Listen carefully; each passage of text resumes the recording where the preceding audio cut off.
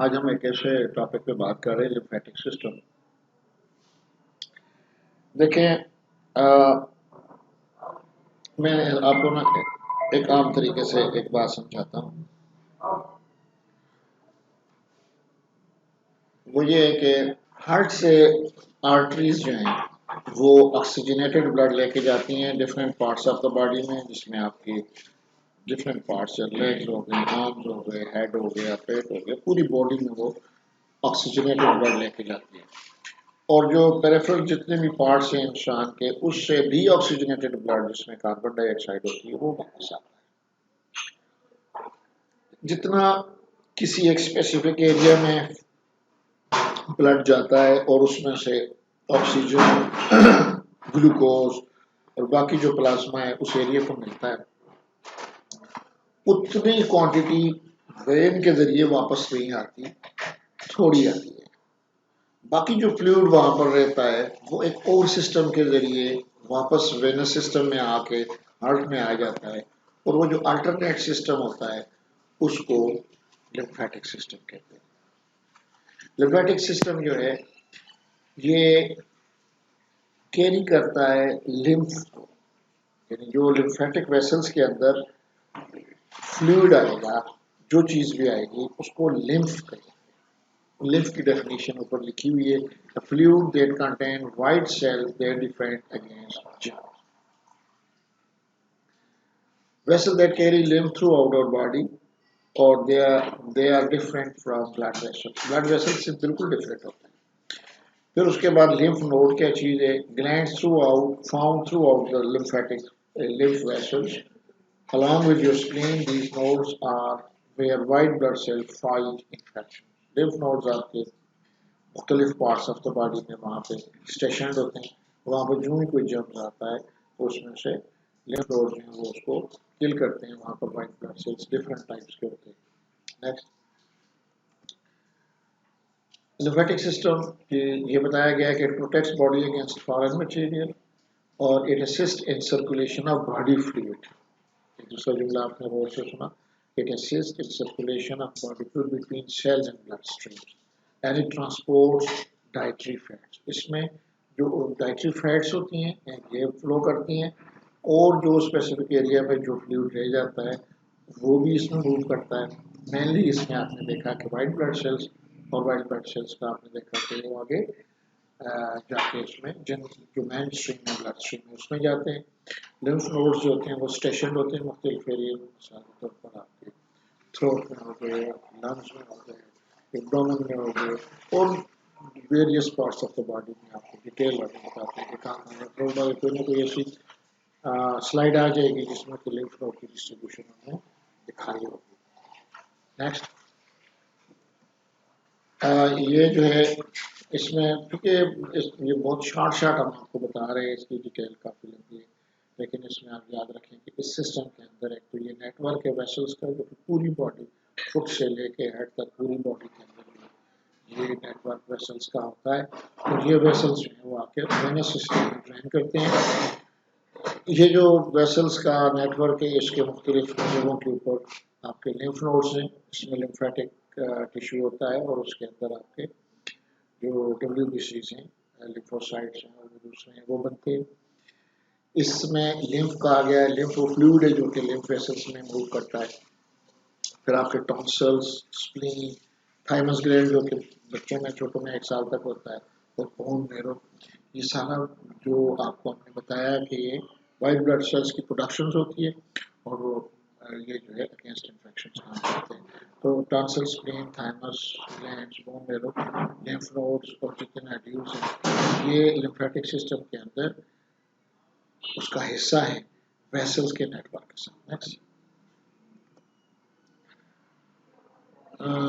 ये जो है ना जी आपके पास इसमें आप देख रहे हैं कि उन्होंने दिखाया है कि एक तो आर्टरीज है, और जो कन्वेंशनल तरीका है कि आर्टरीज के जरिए ब्लड आ रहा है। आप देख रहे हैं एरो का निशान, जो रेड वाली आर्टरीज है हार्ट से वो ला रही है, ऑर्टा है, आर्च ऑफ ऑर्टा बना है right side of the figure जो है उसमें आप देख लें।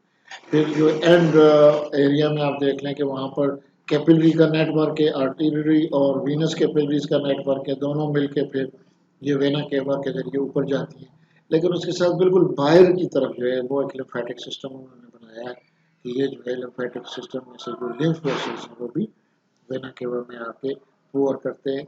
और आप देख लें कि जो ऊपर की तरफ असेंडिंग एरोज आप देख रहे हैं कि वहाँ पे आते हैं और ये जो है मेन स्ट्रीम में आते हैं और यूँ जो lymph all over the body वो मेन स्ट्रीम में दाखिल होती है। फ्लो चार्ट आप देख लें, फ्लो चार्ट में बहुत आसानी से ये सारी चीज़ें यहाँ क्लियर कर जाती हैं। लिम्फेटिक कैपिलरी से lymphatic vessels, lymphatic node, lymphatic vessels, lymphatic सब क्लेवियन वेन्स जो सबसे ऊपर है वो जो है वेना केवा में जाके दाखिल होती है। ये फ्लो चार्ट है, तो आप आसान अल्फाज में ये कह सकते हैं कि आर्टरी से ब्लड ऑक्सीजनेटेड आया, किसी टिश्यू एरिया में आया, वहाँ कैपिलरीज के ज़रिए उसकी परमिएशन हुई, डिफ्यूजन हुई और फिर वहाँ से जो वेनस ब्लड है वो ऊपर की तरफ गया। लेकिन जो कुछ बाकी लिम्फ है उसमें यूजुअली डब्ल्यूबीसीज और बाकी जो लिम्फ है जो फ्लूइड है इसके अंदर और इसमें ज़्यादातर जो है वो फैट्स होती हैं उनकी मूवमेंट ज़्यादातर होती है। उसी एरिया को इन्होंने थोड़ा हाईलाइट किया है और ये किसी भी एरिया के अंदर आप देख लें कैपिलरी की नेटवर्क है जिसमें कि आपके आर्टीरियोल्स हैं और वेन्यूल्स हैं और वो आर्टरी और वेन्स मिलकर कैपिलरी बेड बनाती हैं और यूँ और उसके साथ आप देख लें कि उसमें तीसरा जो है वो वेन्यूल्स के अलावा तीसरा जो है वो लिम्फेटिक वेसल्स हैं जो कि उस एरिया से ब्लड लेके जाती हैं, फ्लूइड लेके जाती हैं जो कि तो ले जाने वाली एजेंसीज दो हैं, एक लिम्फेटिक वेसल्स और एक वेन्स और लाने वाली एजेंसी एक ही है आर्टरीज जो कि लेफ्ट हैंड साइड। इसमें थोड़ी सी और डिटेल बता दी गई कि लिम्फ जो है देख लें कि lymph derive from tissue fluid यानी जो टिश्यू के अंदर वेन्स फ्लूइड नहीं लेके जा सकती और जो बच जाता है उस वो लिम्फ कहलाता है जो कि लिम्फ वेसल्स में जाता है। ज़्यादातर इसमें ब्लड सेल्स होते हैं, वाइट ब्लड सेल्स होते हैं। ये जब ऊपर जाता है ये नोड में भी इंटर होता है जो कि करीबी अफेरेंट लिम्फ वेसल के जरिए करीबी जो लिम्फ नोड्स हैं उसमें होते हैं और ये वन डायरेक्शन इसकी मूवमेंट होती है, टुवर्ड द हार्ट होती है, टुवर्ड द एंड होती है। आर्टरी में तो नीचे की तरफ आता है ना जी, वेन्स में ऊपर की तरफ जाता है लेकिन लिम्फ में ये एक अल्टरनेट चैनल है जो कि लिम्फ नोड से होता हुआ फाइनली सब क्लेवियन में ही या वो सुपीरियर वेना केवा में फ्लो करता है।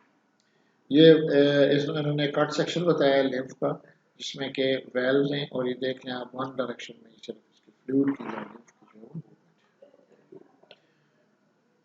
ये इन्होंने एक एस्ट्रोलॉजिकल सेक्शन बताया है, यकीनन आपको समझ आएगी कुछ ना कुछ। वो ये देख लें कि सबसे ऊपर जो है ना वो लिम्फ इंटर हो रहा है, इंटर होने के बाद ये लिम्फ नोड की इन्होंने तस्वीर दिखाई है और इसमें यहाँ पर जो बैक्टीरिया जो कि स्टेशन हैं डब्ल्यूबीसी तो इसमें से जितने भी बैक्टीरिया वगैरह किल होते हैं और यहाँ पर फेगोसाइटोसिस भी होती है और फिर उसके बाद वन वे ट्रैफिक है और नीचे फिल्टर हुआ लिम्फ जो है वो वापस लिम्फ वेसल में चला जाता है जो कि आगे वेन्स में जाता है। तो लिम्फ नोड की एक्सटेंशन नेक्स्ट आगे चलेंगे वही बात हो रही है। हाँ ये अब आपके पास देख लें ये पूरी बॉडी के अंदर लिम्फ वेसल्स हैं जो कि दिखाए गए हैं और वो आप देख लें कि इनकी सब की डायरेक्शन टुवर्ड हार्ट है, टुवर्ड सब क्लेवियन वेन्स है और फ्रॉम आर्म्स फुट से लेके ऊपर तक ऑल ओवर द बॉडी और ये लिम्फ वेसल्स हैं जो कि आपके बॉडी में मौजूद हैं और नेचुरली फ्लूइड लिम्फ जो है ऊपर लेके जाते हैं। नेक्स्ट वही बात है, आगे चले खास नई बात, आगे चले आगे चले। अब देख ले कि जो वेन के अंदर है आपके पास वीनस पंप होता है, यहाँ लिम्फ वेसल के अंदर no pump for lymph, lymph is get moving by. अब फिर अगर पंप नहीं है तो इसमें फ्लूइड ऊपर की तरफ कैसे जाता है या वन वे डायरेक्शन में कैसे जाता है, तो उसमें उन्होंने कहा number one construction of vessels, number दो skeletal muscle pump and number तीन रेस्पिरेटरी पंप। अब वो देखेंगे जो दो टांगे हैं या दो बाजू हैं या बाकी एब्डोमिनल जो स्केलेटल मसल्स हैं उसके अंदर जो लिफ्ट जाता है और जब मूवमेंट के दौरान ये जो स्केलेटल मसल्स हैं उनकी कंस्ट्रक्शन और रिलैक्सेशन होती है और स्केलेटल मसल्स पंप होता है जो कि लिफ्ट को ऊपर की तरफ मूव करता है। इस तरह रेस्पिरेटरी पंप का बताया उन्होंने और दूसरा ये है कि an interval along vessels lymph flows into lymph nodes and lymphatic vessels unite to form lymph trunk. तो इन सारे अल्फाज का मुख्तसर मसला यही है कि इसमें बहुत स्लो मूवमेंट होती है लिम्फ में, और ये मूवमेंट जो होती है ये डिपेंडेंट करती है बाकी चीज़ों की मूवमेंट के ऊपर। एक्टिव पंप इसका अपना कोई नहीं होता। आगे देखें कि लिम्फेटिक वेसल्स जो हैं वो छोटे छोटे लिम्फेटिक वेसल्स मिलके बड़ी ट्यूब्स बनाते हैं लिम्फेटिक्स, और वो फिर आगे लिम्फेटिक डक्ट, ये डक्ट एक बनती है। और जिस तरह छोटी छोटी वेन्यूल्स से मिलके बड़ी वेन्स, और उससे फिर बड़ी वेन्स, और उससे फिर बड़ी वेन्स बनती है, इस तरह लिम्फ डक्ट बनती है। लिम्फ डक्ट जो पीछे आपने उसमें जो फिगर गुजरी है 2 स्लाइड पीछे, उसमें लिम्फ डक्ट आपने देखी होगी, वो बड़ी डक्ट है जो कि ऊपर जाती है। आगे देखें लिम्फ डक्ट के बारे में। lymph empties into two conducting duct, दो डक्ट्स आ गई, एक थोरेसिक डक्ट लेफ्ट साइड पे और एक right lymphatic duct right side पे।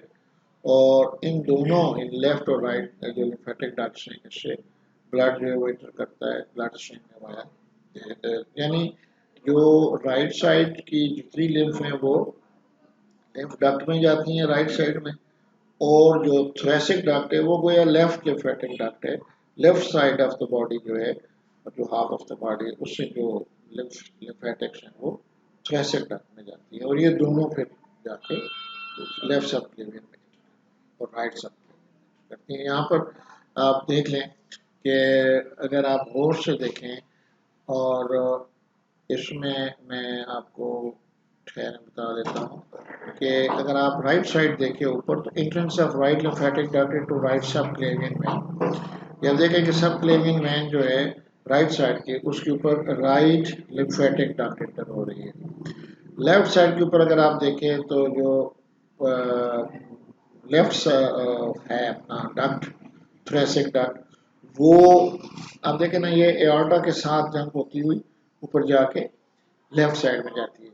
अब जरा लेफ्ट साइड के ऊपर अगर आप देखें बिल्कुल जो फिगर के सेंटर में आप देखें एओर्टा लिखा हुआ है, और एओर्टा के साथ थोरेसिक डक्ट जा रही है, और ये left side of the body से ड्रेन करती है और ऊपर जाके लेफ्ट साइड में चली जाती है, और वो जो मैंने कहा में वो इंटर हो जाती है। और जो राइट साइड है वो उसमें उसको राइट लिम्फेटिक डक्ट कहते हैं, और वो राइट सब क्लेवियन में इंटर होके मेन स्ट्रीम में चली जाती है। ये दो बातें याद रखें। नेक्स्ट ये थोड़ा और डिटेल उसकी आ गई कि लेफ्ट साइड की जो लेफ्ट लिम्फेटिक डक्ट है या थोरेसिक डक्ट है, क्योंकि वो थोरेक्स में बनती है सारी इकट्ठी होती हैं, इसको थोरेसिक डक्ट कहते हैं। तो ये उसने कहा कि 15 से 18 इंच होती है, और इसके अंदर जो है वो ये लेफ्ट साइड क्लेवियन में जाती है। वही जो बातें अभी आपको बताई हमने कि left side of the body से जो लिम्फ है वो इकट्ठा होकर लेफ्ट लिम्फेटिक डक्ट या थोरेसिक डक्ट में, और right side of the body का वो राइट लिम्फेटिक डक्ट में, और ये जो है दोनों अपनी अपनी साइड पे इंटर होती हैं, उसी की रिपीटिशन है। नेक्स्ट नेक्स्ट छोड़ देना। नेक्स्ट अब ये लिम्फ नोड का वही बताया ओवल या बीन शेप है, और इसमें लिम्फेटिक वेसल जाते हैं स्कैटर्ड होते हैं, अभी हम बात कर चुके हैं। ये बहुत बड़ी प्यारी तस्वीर है, और ये लिम्फ नोड की आप देख लें आर्टरीज और वेन्स इसमें इंटर हो रही हैं, इसमें लिम्फ भी इंटर हो रहा है, फिर लिम्फ निकल रहा है, और बीच में अगर आप इसको बड़े गौर से देखें तो मेडुलरी साइनसेस हैं, कॉर्टेक्स है जो कि एक आउटर कॉर्टेक्स है, इनर कॉर्टेक्स है, उससे वेरी ब्यूटीफुल जर्मिनल सेंटर्स हैं जिसके अंदर लिम्फोसाइट्स बनते हैं, इसमें फिर आपके जो एंटीबॉडीज का बनना होता है, आगे लिम्फोसाइट्स का जो टी लिम्फोसाइट्स बी लिम्फोसाइट्स यहाँ पर उनकी मॉडिफिकेशन होती है। इट्स बिग चैप्टर, लेकिन अब आप इतना याद रखें कि ये लिम्फ नोड जो है वो लिम्फ के रास्ते में आते हैं, और इसमें लिम्फोसाइट बनते हैं जो कि डिफेंस मैकेनिज्म में काम आते हैं। आगे हाँ ये वही बातें हैं कि कॉर्टेक्स और मेडुला है लिम्फ नोड का, और उसमें इंटरनल कैप्सूल है, और उसके अंदर फ्रेम वर्क है जिसके अंदर ये सारी चीज़ें मौजूद हैं। ये अब देखें कि इसमें कॉर्टेक्स जो है आउटर रीजन को कॉर्टेक्स कहते हैं, और इस आउटर रीजन के अंदर टी सेल और मैक्रोफेजेस ये वो सारे जो है ना जो लिम्फोसाइट्स हैं, स्मॉल लिम्फोसाइट्स लार्ज लिम्फोसाइट्स, तो वो जितनी भी चीज़ें वो कॉर्टेक्स पे, और फिर आगे मेडुला के अंदर, अगली स्लाइड दिखाएं, मेडुला के अंदर जो है वो ये चीज़ें सारी बनती हैं। प्लाज्मा सेल जिस तरह इन्होंने कहा, और ये लिम्फोसाइट्स और मैक्रोफेजेस, तो ये सारे जितनी भी इम्यूनिटी है इंसान की बॉडी की, जितने भी डिफेंस मैकेनिज्म, दो तीन डिफेंस मैकेनिज्म हैं जिसमें कि आपके पास लिम्फोसाइट्स हैं, प्लाज्मा सेल्स हैं, मैक्रोफेजेस हैं, एंटीबॉडीज की फॉर्मेशन है, किलर सेल्स हैं, न्यूट्रोफिल्स हैं। ये जितने भी आपके दो तीन डिफेंस मैकेनिज्म होते हैं इम्यूनिटी के, उनकी जो मॉडिफिकेशन होती है या उनका जो आगे मेच्योरेशन होती है, ये यहाँ पर मेडुला में और कॉर्टेक्स में होती है, और ये बहुत इंपॉर्टेंट है किसी भी इंसान की डिफेंस में। उसके बाद सर आप देखिए तो biological filtration, as lymph passes through the nodes, bacteria and other foreign material are trapped by reticular fiber within the nodes। ये फिजिकली ट्रैप हो जाते हैं वहाँ पे बैक्टीरिया, और फेगोसाइटोज होते हैं मैक्रोफेजेस से, जो कि बड़े सेल्स होते हैं मैक्रोफेजेस, और वो उनको फिजिकली इनगल्फ करते हैं। और प्लाज्मा सेल से आपको मैंने कहा था कि एंटीबॉडीज बनती हैं, इम्यूनिटी सिस्टम बनता है, वो भी यहाँ पर मौजूद है। मोनोसाइट्स का लफ्ज आया, वो भी यहाँ मौजूद है, और ये चीज़ें यहाँ बनने के बाद ये फिर लिम्फ में जाती हैं, और लिम्फ के जरिए मेन ब्लड स्ट्रीम में चली जाती हैं, और different parts of the body में ये डिस्ट्रीब्यूट हो जाती हैं।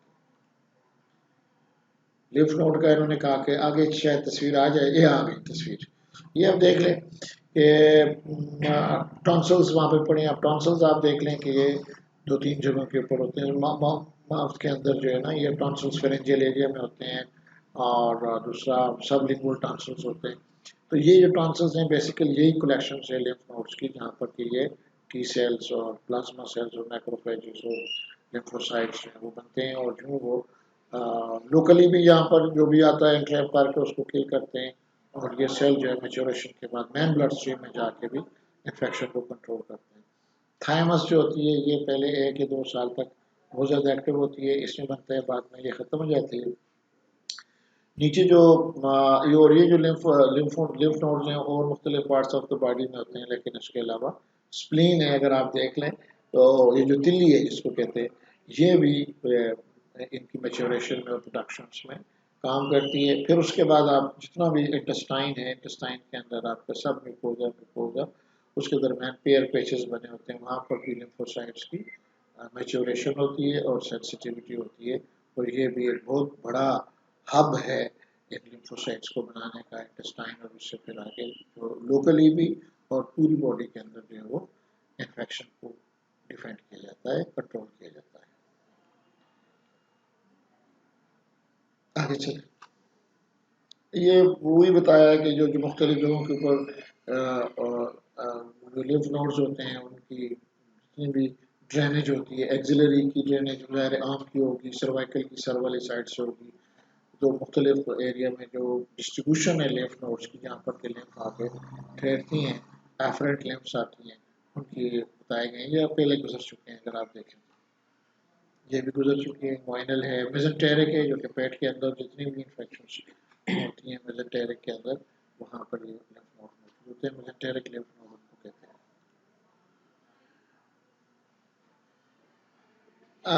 ये अब हट के एक उन्होंने बात की है इस मौजूद से हट के कि what is metastasis, the process by which bacteria or body cells are spread from one body part to another through lymphatic or circulatory systems, and cancer cell migrates to nearby nodes। ये जो है ना, उन्होंने ये बताया कि अगर एक एरिया में खुदा न खास्ता किसी को कैंसर है, तो वो जो सेल्स है कैंसरस सेल्स होते हैं, वो इस लिम्फ के जरिए दूसरे लिम्फ नोड तक पहुंच सकते हैं, वहाँ पर इनकी ड्रेनेज हो सकती है, और यूँ ये मेटास्टेसिस का मतलब होता है फैलना, तो ये फैल सकती है बीमारी, और एक लिम्फ नोड से दूसरे लिम्फ नोड में, जिस तरह ब्रेस्ट कैंसर है, खुदा न खास्ता किसी को हो तो वो करीबी जो एक्सिलरी नोड होंगे आम पेट में, वहाँ पे ये चली जाएगी। और इस तरीके से जो प्रोस्टेट है फिर उसको खुदा न खास्ता किसी को है, उस तरीके से बाकी जो इंटेस्टाइन का कहीं है तो वो करीबी लिम्फ नोड के जरिए फैलेगा, मेटास्टेसिस। ये हमने बीच में जैसे डाल दिए, आगे चलें। ये जो है मुख्तलिफ जो बॉडी सिस्टम्स हैं उसके अंदर गैस्ट्रोइंटेस्टाइनल सिस्टम है, रेस्पिरेटरी है, यूरिनरी है, रिप्रोडक्टिव है, बाकी जो सिस्टम्स हैं उनके अंदर भी लिम्फेटिक्स हैं, और वो कहता है कि स्कैटर्ड होते हैं। तो हम यही कह रहे हैं कि लिम्फ नोड जो है वो जिस तरह बी सेल और टी सेल की ऊपर उन्होंने बी सेल लिखे हुए हैं, वर्सा फैब्रिक सेल्स, ये भी लिम्फेटिक सिस्टम के लिम्फोसाइट्स की एक किस्म है, बी सेल और एक है टी सेल।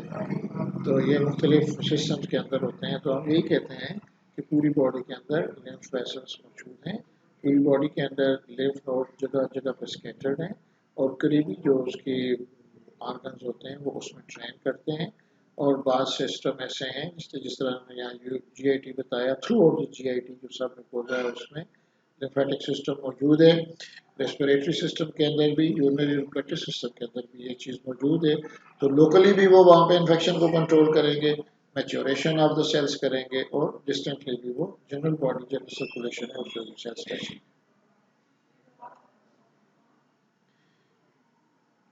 अब ये भी वही बात है, आगे चले।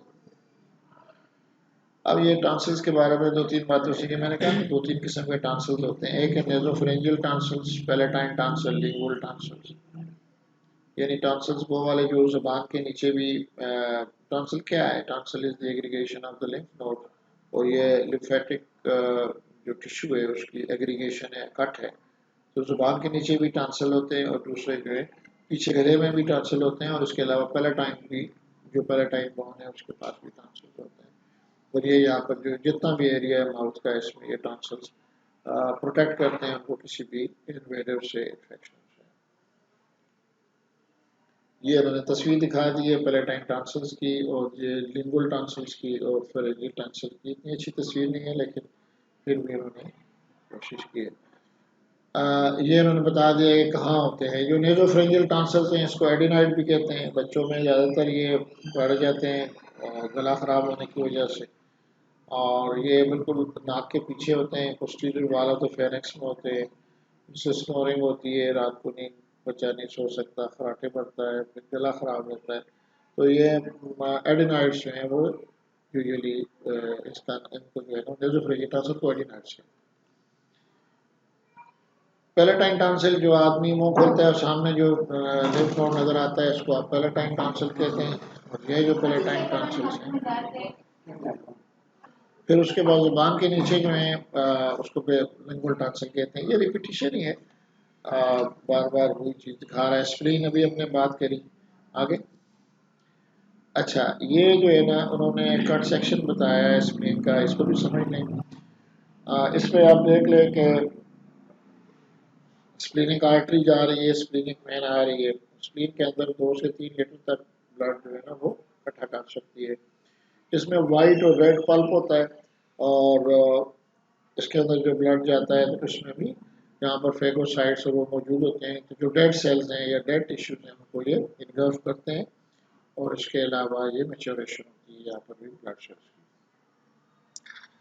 बाहर कैप्सूल होता है, अंदर हाइलम है, डिप्रेशन है, अंदर वार्टिज और वेन जो वेसल जा रही हैं, नर्व्स भी अंदर जा रही है, और अंदर जो है वो वाइट और रेड पल्प में वो तकसीम हो जाती है, उसका मैट्रिक्स, उसका जितना भी अंदर मटीरियल है, और उसके अंदर ये चीज़ होती है।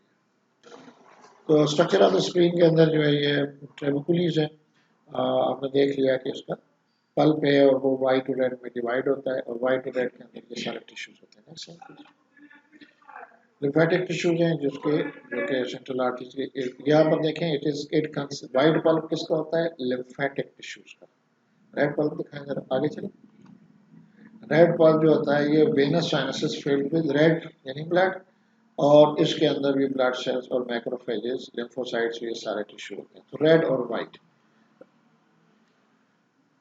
ये जरा और से आपने पढ़ना है कि phagocytosis of bacteria and worn out damage at blood cells and platelets. जो आपके रेड ब्लड सेल खत्म हो जाते हैं, डैमेज हो जाते हैं, WBC डैमेज हो गए, आपके प्लेटलेट डैमेज हो गई, या बैक्टीरिया हो गए, खौफ वो जिंदा है मुर्दा है, उन सबको साफ करना है। ये एक छानी है जिसमें से कि ये छानी में से एक फिल्टर है जिसमें से कि सारे गंदे मवाद स्प्लीन खा जाती है मतलब फेगोसाइटोसिस कर लेती है उसका, और वो ख़त्म हो जाते हैं, और उनको डिस्ट्रॉय करके बाकी जो उसके एंड प्रोडक्ट्स होते हैं उनको डिटॉक्सिफाई किया जाता है। यहाँ पर आप देख लें कि मैंने कहा था कि ये स्प्लीन के अंदर 2 से 3 लीटर तक ब्लड पड़ा होता है, और जब भी कहीं हेमरेज होता है, खुदा ना खास्ता ब्लड की जरूरत होती है, स्प्लीन स्क्वीज करती है और अपना सारा ब्लड बॉडी को दे जाती है। इस तरीके से आप याद रखेंगे अगर किसी की स्प्लीन रप्चर हो जाए तो उसकी डेथ जो है ना वो हेमरेज की वजह से या ब्लड लॉस की वजह से होती है, क्योंकि स्प्लीन बहुत बड़ा स्टोर है ब्लड का और इसके अंदर आयरन बहुत ज़्यादा होती है। और इम्यूनिटी की बात आप देख लें कि इम्यूनिटी है क्योंकि वहाँ पर बी सेल की प्रोलिफरेशन है, प्लाज्मा सेल्स हैं, लिम्फ वहाँ पे फिल्टर होता है। तो एक तो ये है कि ये सेल्स की मेच्योरेशन करती है, एक ये ब्लड जो है वो आपका वहाँ पे स्टोर करती है, एक फेगोसाइटोसिस करती है, या गोया इम्यूनिटी भी हो गई, आयरन का स्टोर है ये स्प्लीन के फंक्शन। ये प्रोसेस है फेगोसाइटोसिस का किस तरीके से होता है, इतना लंबी दास्तान है, सिंपल इज दैट कि इनका होता है। आगे थाइमस जो है ना ये बच्चों में होता है, फिर आहिस्ता आहिस्ता ये थाइमस ख़त्म हो जाता है। एक छोटा सा आर्गन है उस ट्रेकिया के सामने होता है और इसके अंदर भी आफ्टर प्यूबर्टी ये डिक्रीजेज साइज, लेकिन प्यूबर्टी से पहले ही ये काफ़ी हद तक डिक्रीज हो जाता है। यूजुअली 1 to 3 years तक जो है ना ज़्यादा बेहतर तरीके से इम्यूनिटी पैदा करता है, बाद में बाकी एजेंसीज जो हैं वो इम्यूनिटी पैदा करना शुरू कर देती हैं और थाइमस जो है वो रेगनेंट हो जाता है। ये ग्लैंड है जी, बच्चों में बहुत प्रोमिनेंट है और बाद में ये कम हो जाता है, प्यूबर्टी तक नहीं पहुंचता है। आगे इसमें लिम्फेटिक टिश्यूज होते हैं, दो लोब्स होते हैं, आपने देख लिया कि इसमें टी सेल्स की मेच्योरेशन होती है, जो उनको आप थाइमस सेल कहते हैं, टी सेल कहते हैं, ये लिम्फोसाइट्स है बेसिकली, और ये इम्यूनिटी में काम आते हैं। नेक्स्ट नेक्स्ट थाइमस की रिमूवल को थाइमेक्टमी कहते हैं, स्प्लीन की रिमूवल को स्प्लीनेक्टमी कहते हैं। और ये मुख्तलिफ कंडीशन में जब स्प्लीनिज्म हो जाता है, इससे again is a big topic. तो जब स्प्लीन जो है नाकारा हो जाए, बड़ी हो जाए, सूज जाए और नुकसान दे, इस तरह थैलेसीमिक बच्चों में या इसमें होता है, तो उसको रिमूव करते हैं, तो जाहिर है कि उसने जो फंक्शन करना है इन्फेक्शन को कंट्रोल कर वो नहीं कर सकेगी, तो बार बार इन्फेक्शन होगी और आपको वैक्सीनेशन का और एंटीबायोटिक का सहारा लेना पड़ेगा through out the life. Disorder of lymphatic system, ये थोड़ा सा सुन लें कि ये वन वे ट्रैफिक है लिम्फ के अंदर, और जब ये वन वे ट्रैफिक जो होती है अगर फर्ज के रुक जाए तो क्या होगा, पीछे पर फ्लूइड इकट्ठा होना शुरू हो जाएगा, वो जगह सूखी जाएगी, क्योंकि जितना वेंस ले सकती है वो ले जाएगी, बाकी तो वो नहीं लेके जाएगी, क्यों, बाकी तो लिम्फ के जरिए जाना है, और लिम्फ में अगर ऑब्स्ट्रक्शन हो गई कहीं डिस्टल एरिया में, अब आप देख लें या प्रॉक्सिमल एरिया में, तो उसको जो पीछे फ्लूइड इकट्ठा होगा उसको लिम्फेडिमा कहते हैं। और ये फिलिरियसिस इसका मशहूर जो है ना वो थ्रेड वर्म होता है, जो कि ये ब्लॉक कर देता है। और इसके अलावा भी आप देख सकते हैं कि कोई ट्यूमर हो सकता है, कोई इवन कोई सर्जरी हो सकती है, कोई और ऑब्स्ट्रक्शन की हज़ारों चीज़ें हैं जो कि ऑब्स्ट्रक्शन कर सकती है। तो किसी वजह से भी जब वो लिम्फ नोड की ऑब्स्ट्रक्शन हो, लिम्फ वेसल्स की ऑब्स्ट्रक्शन होगी, तो लिम्फोडीमा बनेगा और वो जगह सूती जाएगी और यूँ एक विशुअल साइकिल जो है ना वो शुरू हो जाएगा। इवन बाज़ दवाइयाँ हैं, बाज़ रेडिएशन हैं, जिसके बाद ये हो जाता है, सर्जरीज हैं वो हो जाता है। तो ये भी एक जो है ना बहुत सी इसकी काजेज़ है। ये आप लोगों ने हो सकता है ओपीडी पे कहीं आए हो तो देखा हो, ये राइट साइड पे आप देखें, वहाँ पहले लेफ्ट साइड पे देखें, वहाँ पर जो इंतहाई लेफ्ट साइड के ऊपर जो टांग है वो नॉर्मल है, और जो इस साइड के ऊपर जो है उसमें आप देखें कि ब्लॉकेज हुई है और वो टांग सूजी हुई है। और वो टांग जो है ना उसमें आप देख लें कि जो लिम्फ वेसल्स हैं वो बहुत ज़्यादा प्रोमिनेंट हो चुके हैं, क्योंकि ऊपर से वो बंद है और यहाँ पर फ्लूइड इकट्ठा हो रहा है, करते करते ये फ्लूइड टिश्यूज़ में जाता है। और ये वाली जो आप अगर राइट साइड के ऊपर ये जो देखें, उस बंदे की तस्वीर है, उसकी एक टांग जो बाईं टांग है वो ठीक है और दाईं टांग इंतहाई सूजी हुई है, क्योंकि लिम्फ वेसल की ब्लॉकेज है। और एलिफेंटियासिस भी इसको कहते हैं, लिम्फेडिमा है, और ये देख लें कि बहुत बुरी हालत होती है ये, अल्लाह ताला माफ़ फरमाए। इसमें लिम्फेटिक फिलिरियासिस, ये जो हमने कहा था कि सिलाई से जो लिम्फेटिक ये जो वर्म है, ये वर्म जाता है और इस तरीके से बाद दफ़ा ये फिलिरियासिस करता है ट्रॉपिकल डिजीज के अंदर, और ये केस यहाँ ओपीडी में कभी कभार आते रहते हैं।